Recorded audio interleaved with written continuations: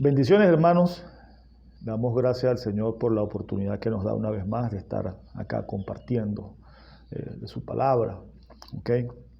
Y en esta oportunidad vamos a desarrollar un tema bien bueno, bien interesante, muy importante, que tiene que ver con el hecho de que nosotros, como hijos del Señor, como cristianos, somos templo del Espíritu Santo. Somos morada del Señor. Y en 1 Corintios 3:16 conseguimos estas palabras de parte del apóstol Pablo. ¿No sabéis que sois templos de Dios y que el Espíritu de Dios mora en vosotros?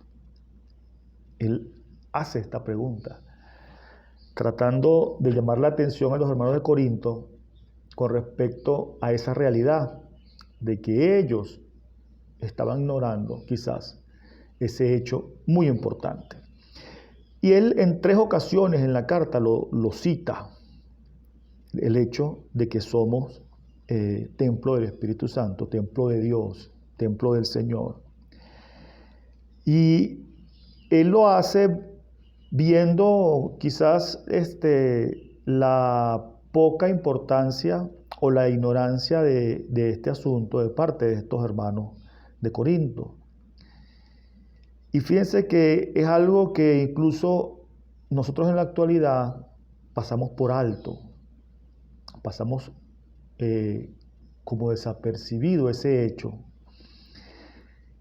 Y la gran importancia que tiene este principio es muy importante que lo conozcamos, que principalmente andemos de acuerdo a este principio, de que nosotros somos templo del Señor.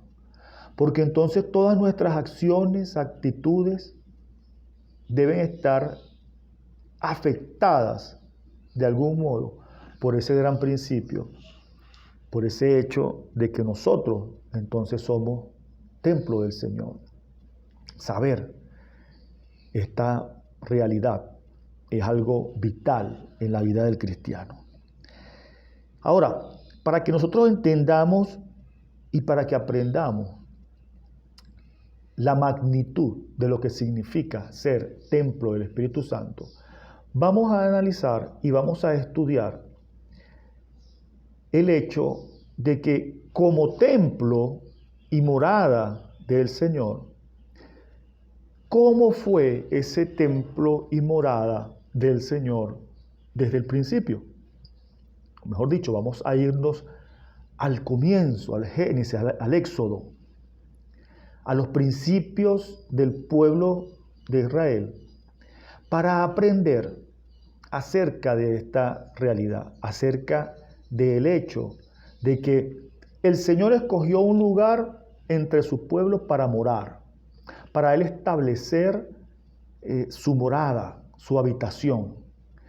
Entonces, esos principios que Él instruyó en ese momento son válidos para nosotros hoy, porque son los principios que rigen la forma y la vida de ese pueblo con respecto a ese tabernáculo en un principio, que fue lo primero que Él instituyó. Recordemos que cuando Él saca al pueblo de Egipto, de Israel, de Egipto, lo saca a ir a la tierra prometida, Él establece un lugar para manifestarse a los hombres, y fue el tabernáculo, lo que llamamos y conocemos como el tabernáculo de reunión. Fíjese que Éxodo 25:9 nos dice: conforme a todo lo que yo te muestre, el diseño del tabernáculo y el diseño de todos sus utensilios, así haréis. Luego en el 33:9 dice: cuando Moisés entraba en el tabernáculo, la columna de nube descendía y se ponía a la puerta del tabernáculo, y Jehová hablaba con Moisés. Era el momento cuando el Señor hacía presencia en ese momento, en ese sitio, y conversaba con Moisés para darle a Moisés las indicaciones o lo que él quería decir o responder lo que Moisés quería consultar. Pero fíjense qué interesante que en el 25:9 dice, conforme a todo lo que yo te muestre. O sea, es Dios hablando con Moisés, diciéndole, conforme a todo lo que yo te muestre, el diseño del tabernáculo y el diseño de todos los utensilios, así lo haréis. O sea, él le está diciendo a Moisés, Moisés va a construir un tabernáculo, pero exactamente como yo digo que es o que va a hacer. Y tanto es así que luego en Éxodo 35 conseguimos estas palabras. Muy interesante. Luego Moisés le dijo a los israelitas, el Señor eligió a Bezaleel, hijo de Uri, y nieto de Hur, de la tribu de Judá, y lo llenó del Espíritu de Dios, con sabiduría, inteligencia, actitud para realizar todo tipo de trabajo, diseñar y trabajar con oro, plata y bronce, cortar y montar piedras preciosas y hacer toda clase de carpintería artística. Dios le dio habilidad para enseñar a Bezaleel y a Oliab, hijo de Ahisamac, de la tribu de Dan. Les dio también habilidad para realizar los trabajos de carpintero, de orfebre, destrezas en tejer, tela azul, morada, roja, lino fino. Además son capaces de realizar cualquier trabajo de planeación y diseño. Este detalle que nosotros conseguimos en la palabra del Señor es sumamente importante y ya les voy a explicar por qué. Fíjense, ¿qué hace el Señor? El Señor escoge a estos dos hombres y fíjense lo que hace. Los llena de su Espíritu, los llena del Espíritu Santo. Una persona llena del Espíritu Santo es una vida transformada, una vida que deja de ser lo que antes era y se transforma en una vida que honra a Dios. El Señor llena a estos dos hombres del Espíritu Santo y los capacita para hacer todas estas cosas. Y usted dirá, pero bueno, ¿en qué entonces está la importancia de esto? Fíjense lo siguiente. El pueblo de Israel venía de 400 y tantos años de morar en Egipto. ¿Qué habían conocido ellos? ¿Qué conocían? Ellos conocían la civilización egipcia. Ellos conocían las costumbres egipcias, los dioses egipcios, los templos egipcios. De hecho, cuando ellos se sublevan y le dicen a Aarón que les construya un dios para ir delante con ellos, ¿qué construyó Aarón? Un becerro de oro. ¿Saben qué dios era un becerro de oro? El dios Osiris o Isis de Egipto, uno de los dioses más poderosos de Egipto, tenía la forma de un becerro. Esa fue la concepción, lo que le pasó por la mente humana a Aarón en ese momento, y hizo ese becerro. ¿Qué quiero decir con todo esto? Mire, todos los procesos creativos, artísticos, culturales, todos los procesos de creación del hombre están influidos por la cultura que tiene. Ustedes pueden ver las diferentes manifestaciones artísticas, las artesanías, que son totalmente diferentes de un lugar a otro, porque están influenciadas por lo que el hombre conoce, por lo que el hombre experimenta y ve. ¿Qué había experimentado y había visto el pueblo de Israel durante 400 y tantos años que tuvieron en Egipto? Las cosas de Egipto. ¿Qué hizo el Señor entonces? ¿O qué quería el Señor? Llenando de su Espíritu Santo a Oliab para que cambiara, para que hiciera las cosas que él había ordenado hacer, porque él le dio a Moisés todas las indicaciones de cómo debían ser todas las cosas, cómo debe ser el tabernáculo, de qué estaba construido, los utensilios, cada cosa que se iba a usar allí en el tabernáculo. el Señor le indicó cómo iba a ser. Pero además de eso, el Señor le cambió la mente, llenó de su Espíritu Santo a estos dos hombres para que diseñaran todo, para que hicieran todo. El Señor no quería nada de Egipto, nada de la vida pasada de Israel. Él quería algo nuevo. Es lo que el Señor quiere hacer en nuestra vida cuando nos llena de su Espíritu. Que dejemos la vida pasada. Lo de Egipto, lo del pecado, recordemos que siempre hemos dicho, ¿verdad?, que el pueblo de Israel es una figura de la iglesia, es una figura de nosotros, que ese Egipto es el pecado de donde venimos, que esta vida es el desierto por donde ellos transitaron, y que la tierra prometida es ese cielo que nosotros vamos a gozar un día con él. Entonces el Señor toma la precaución allí muy precisamente y le dice entonces a estos hombres, a Moisés, que escoge a estos hombres, y él los llena de su Espíritu Santo, los transforma. ¿Para qué? Para que todo lo que iba a ser construido para su adoración, para su gloria, no tuviera nada de los vestigios del pecado de Egipto, sino que fuera todo nuevo, transformado. Que transformemos la mente, nos dice el Señor, para que comprobemos cuál sea su buena voluntad agradable y perfecta, recordemos. Entonces, vemos que el Señor toma esa precaución, ¿verdad? Y entonces llena del Espíritu Santo a estos hombres para que construyan el tabernáculo, a Oliab y a Besaleel. Ellos se llamaban, ese era el nombre de estas dos personas. Y nos enseña entonces a través de esta lección que nosotros, lo que vemos en Romanos 12:2, que dice: no os conforméis a este siglo, sino transformaos por medio de la renovación de vuestro entendimiento, para que comprobéis cuál sea la buena voluntad de Dios, agradable y perfecta. Debemos ser transformados, nuestra vida debe cambiar. Las cosas viejas pasaron y aquí todas son hechas nuevas. Nosotros somos transformados a su imagen, no a la imagen de Egipto. Bien, ese era el sitio donde entonces el Señor bajaba y hablaba y estaba entre su pueblo, ¿verdad?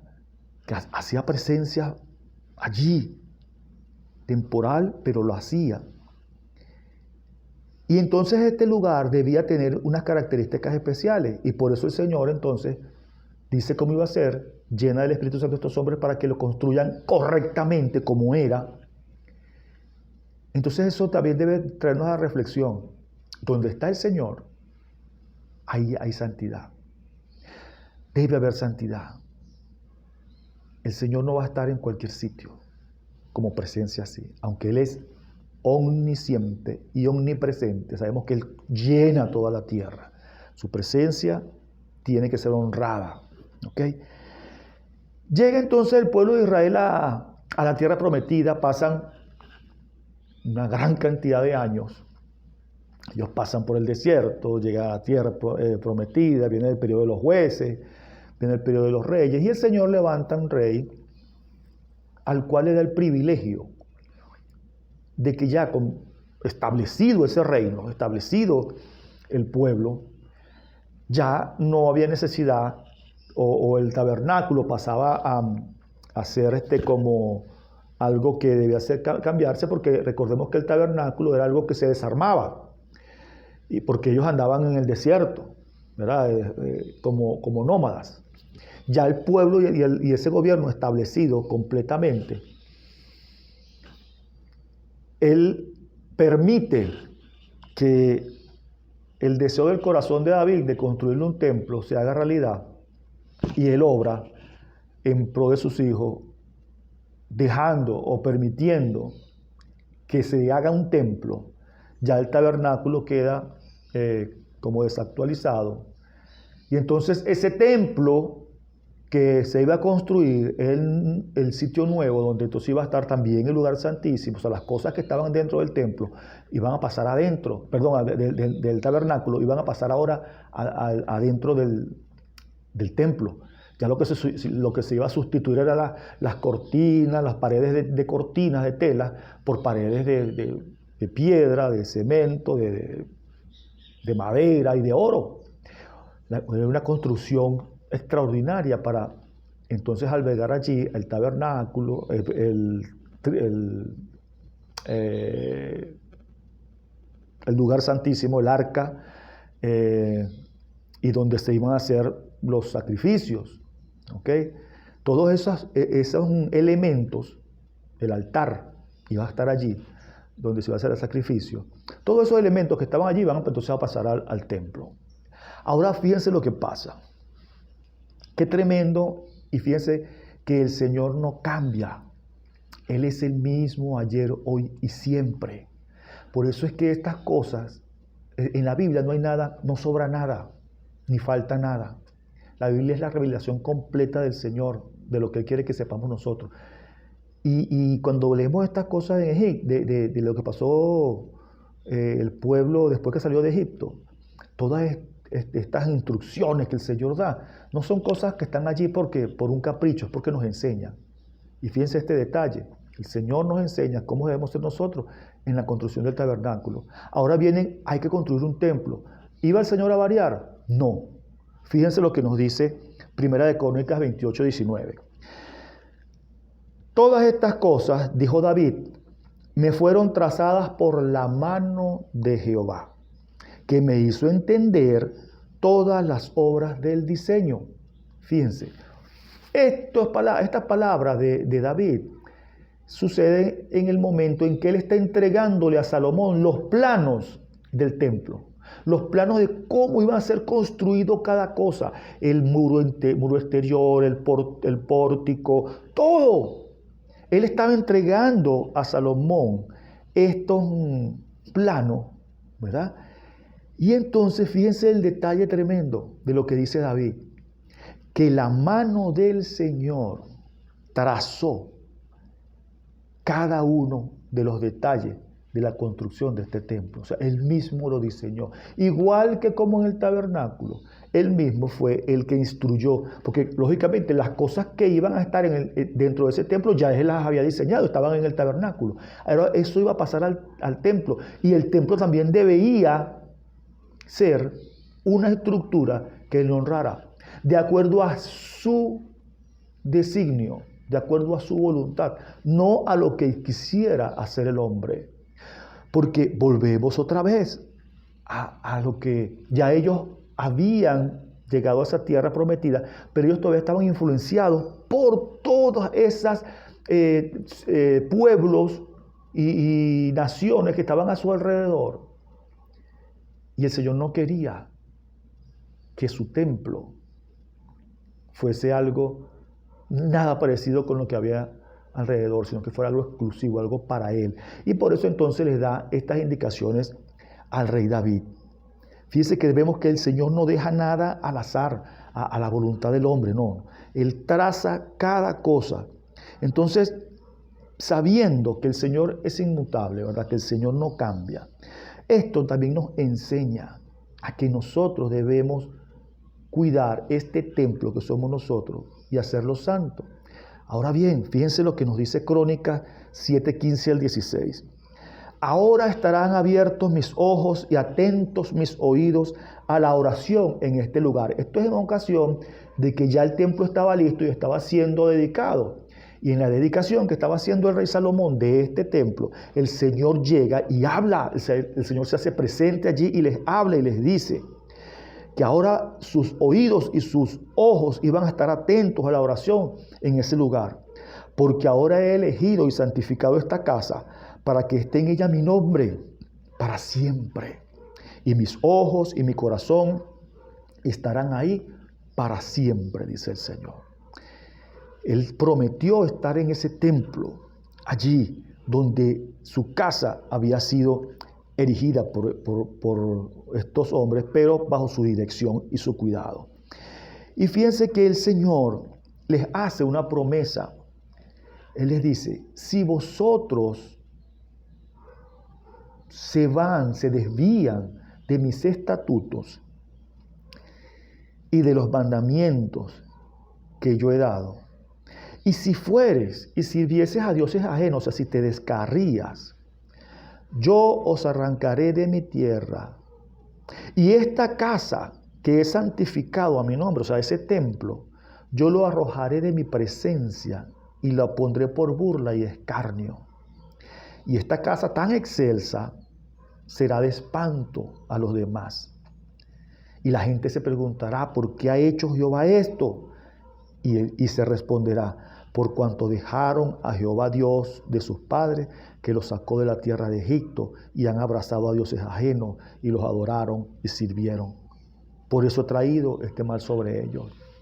Hermano, esto no cambia. Nosotros somos templo del Espíritu Santo, somos templo del Señor, y nosotros no debemos desviarnos. ¿Qué sucede con aquel que se desvía?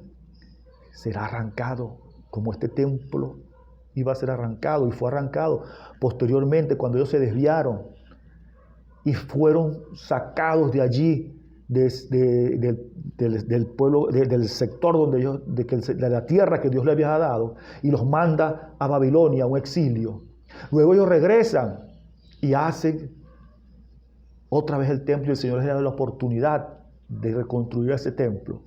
Y luego por su pecado fueron otra vez arrasados. Y el templo destruido, cumpliéndose la profecía de Jesús, que piedra sobre piedra no quedaría sobre de esa estructura. Y eso también desapareció. ¿Ok?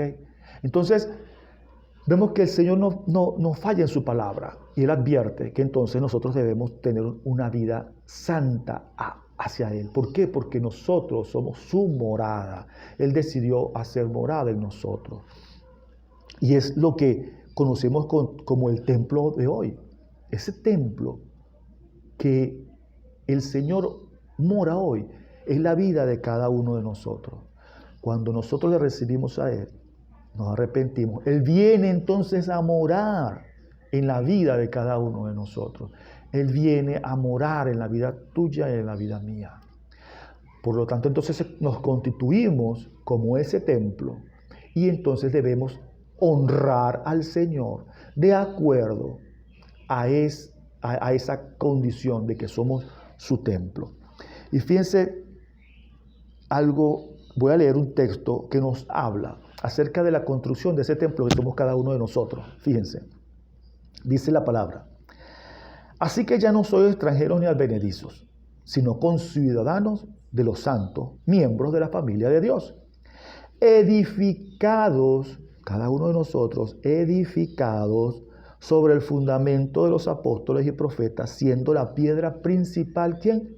Jesucristo, la piedra principal, la piedra del ángulo que se llama, en quien todo el edificio, bien coordinado, va creciendo para ser un templo santo en el Señor, en quien vosotros sois juntamente edificados para morada de Dios en el Espíritu. No queda duda, hermano. Cada uno de nosotros somos su templo, somos su morada. Por eso entonces nosotros debemos vivir una vida que honre al Señor. Que esa exigencia que Dios tuvo con ese tabernáculo y con ese templo se replique también en nuestras vidas. Nosotros somos su templo. En nosotros mora el Espíritu Santo. Y entonces esto es algo clave que nosotros debemos interiorizar, porque esto es vital en la vida del cristiano. Nosotros llegamos a ser llenos del Espíritu Santo y la presencia de su Espíritu no es intermitente en nuestras vidas. Él no se va y viene, no. Él está morando allí. Por eso nosotros debemos tener eso presente siempre. Es una gran ventaja saber que tenemos el Espíritu Santo con nosotros. Ya nosotros debemos desechar todo lo que es de la carne y vivir entonces para el Espíritu. Tenemos una garantía de la vida eterna y por esta causa entonces ese Espíritu Santo que levantó a Jesús de los muertos es el que también nos da vida a nosotros. O sea, Él es el Espíritu que mora en nosotros y por eso nosotros no debemos ya proveer para las cosas de la carne, como dice la palabra, sino que debemos vivir para honrar al Señor y vivir para y vivir en el Espíritu. ¿Ok? Es el Espíritu mismo el que da testimonio. Es ese mismo Espíritu que intercede por nosotros. Es el Espíritu Santo el que nos traduce esas oraciones cuando no sabemos qué decir incluso. Él con sus gemidos indecibles ante el Señor intercede por cada uno de nosotros. Y qué tremendo es eso. Hermano, que tenemos el Espíritu Santo en nuestra vida. O sea, pensemos, eso es algo grandioso. Yo creo que no hay nada sobre esta tierra que pudiera perturbarnos o quitarnos el gozo ni la satisfacción de saber, o sea, de entender eso. Que el Espíritu Santo está en nosotros en todo momento. Eso es algo glorioso. ¿Qué pasa con nosotros muchas veces? Que nos ponemos a mirar las cosas del mundo, a apetecer, a querer las cosas del mundo, a buscar las cosas del mundo, ignorando que tenemos ese tesoro enorme y grande en nuestras vidas. En la medida en que nosotros andemos en el Espíritu, y como dijimos en una lección anterior, andar en el Espíritu no es andar levitando en el aire, no, es vivir la vida confiada y sabiendo, haciendo su voluntad, haciendo la voluntad del Señor, haciendo su obra. Me compartía un hermano hace poco que estoy dándole algunas clases acerca de la palabra. Me decía, hermano, me siento ahora como en el primer amor, porque ahora estoy dedicado estoy atendiendo un grupo aquí, estoy haciendo esto en mi iglesia, estoy haciendo esto otro, estoy trabajando para el Señor, me siento. Eso me había recuperado ese sentimiento. ¿Por qué nosotros no nos sentimos así muchas veces? Porque nos descuidamos. Y entonces empezamos a alimentar las cosas del mundo. Nos empezamos a preocupar por las cosas, por el que comer, por el que vestir, por las cosas que el Señor nos dice que no nos preocupemos. Pero no le hacemos caso al Señor y hacemos todo lo contrario. Él nos dice, no se ocupen por qué vestirán, por qué comerán, porque yo tengo cuidado de ustedes. Pero se nos olvida. Nos dejamos llevar por el mundo. Y entonces perdemos la oportunidad de disfrutar de la presencia del Espíritu Santo en nuestras vidas. La presencia del Espíritu Santo en nuestra vida no es manifestaciones extraordinarias como mucha gente quiere o piensa que es. No, hermano. El justo por la fe vivirá. Usted tiene que vivir en el Espíritu por la fe. Y el Espíritu Santo es el que le da poder a usted para poder vivir la vida cristiana correcta. ¿O acaso usted piensa que se necesita más poder del Espíritu Santo para levantar un muerto que para que usted ame a su enemigo? Hermano, para que usted ame a su enemigo se necesita el poder del Espíritu Santo. Pero si Él no está en usted, usted no lo va a hacer. Por eso hay gente que odia a los políticos.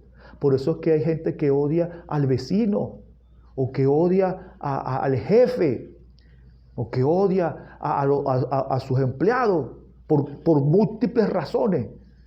Por eso a veces hablamos mal de la gente en vez de bendecir lo que es lo que nos manda la palabra. ¿Por qué? Porque nuestra vida está siendo vivida en un área carnal. No estamos viviendo en el Espíritu. Vivir en el Espíritu es no satisfacer las obras y las cosas de la carne. Por último, fíjense lo siguiente. En el templo y en el tabernáculo habían sacerdotes. Y nosotros somos un real sacerdocio. Somos constituidos un real sacerdocio. Nosotros no somos sacerdotes para ofrecer sacrificios de perdón y de propiciación porque ya Jesús pagó en la cruz. Pero sí somos sacerdotes para en nuestros templos ofrecer sacrificios de bondad, de adoración, de alabanza, presentar nuestros propios cuerpos en ese sacrificio vivo, santo y agradable a Dios. Esas buenas obras que nos manda hacer el Señor que son agradables para Él. Todo esto va a suceder en nuestras vidas en la medida en que nosotros le demos la justa proporción al Señor en nosotros mismos. Que como sacerdotes diariamente y en todo momento estemos presentando ante el Señor como ese sacrificio vivo. Que estemos velando porque este templo, que es cada uno de nosotros, se mantenga en santidad, apartado para Él, apartado para el Señor. ¿Que vamos a pecar? Sí, es lógico, porque tenemos una naturaleza humana. ¿Vamos a fallar? Sí, porque tenemos una naturaleza humana, pero ¿acaso no tenemos abogado para con Dios a Jesús? ¿Acaso es insuficiente la sangre de Cristo que va a borrar nuestros pecados y que lava nuestros pecados? Hermano, cada día de nuestra vida debe ser vivido en la plenitud del Espíritu Santo, dejando que el Espíritu Santo obre en nuestras vidas y dándole el lugar que merece, buscando primeramente el reino de Dios y su justicia, olvidándonos de las demás cosas, que esas van a llegar, van a ser añadidas. Busquemos primeramente ese reino del Señor. Seamos cada día entonces esos templos que el Señor quiere que cada uno de nosotros seamos. El Señor les bendiga. El Señor añada bendición a su palabra en esta hora. Dios me los guarde, mis hermanos.